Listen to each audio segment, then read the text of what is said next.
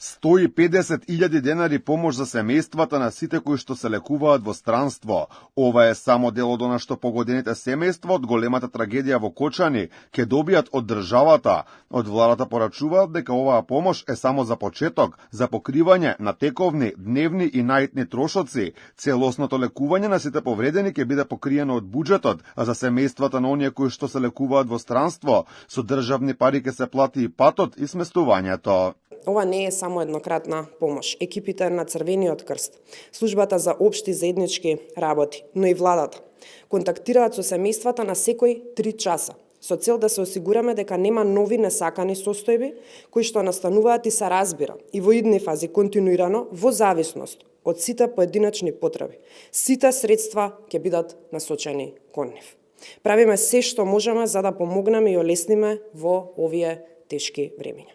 Уште еднаш апелирам и замолувам да бидеме солидарни без шпекулации кои што ќе наштетат на семејствата. Покрај за семејствата, помош ќе има и за сите во регионите каде има загинати и повредени во големата трагедија. Министерството за образование заедно со УНИЦЕФ, професори од Институтот за психологија при УКИМ, Комората на психолози и Црвениот крст обезбеди за јакната психолошка поддршка на сите ученици во државата. Министерката за образование Весна Јаневска кажа дека поддршката ќе биде поинтензивна во општините, каде голем број млади во несреќата во Кочани загубија браќа, сестри, другари и ученици. Психолозите ќе работат по посебен протокол за кризни ситуации.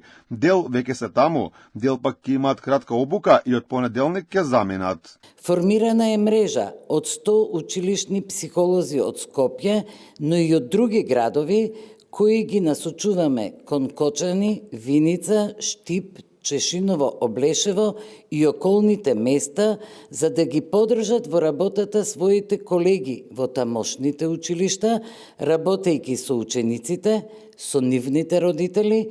Во моментот 32 од нив веќе обезбедуваат директна поддршка на терен. Работат со учениците, но и со семејствата кои изгубија деца во несреќата. Од владата будно ја следат и состојбата на социјалните мрежи, го разбираат сочувството, емпатијата, велат разбирлива и повеќе од оправдана искрената желба да се помогне, но апелираат да не се шпекулира со податоци, дека на семејствата им е потребна финансиска помош за лекувањето, бидејќи таа целосно е обезбедена од државата.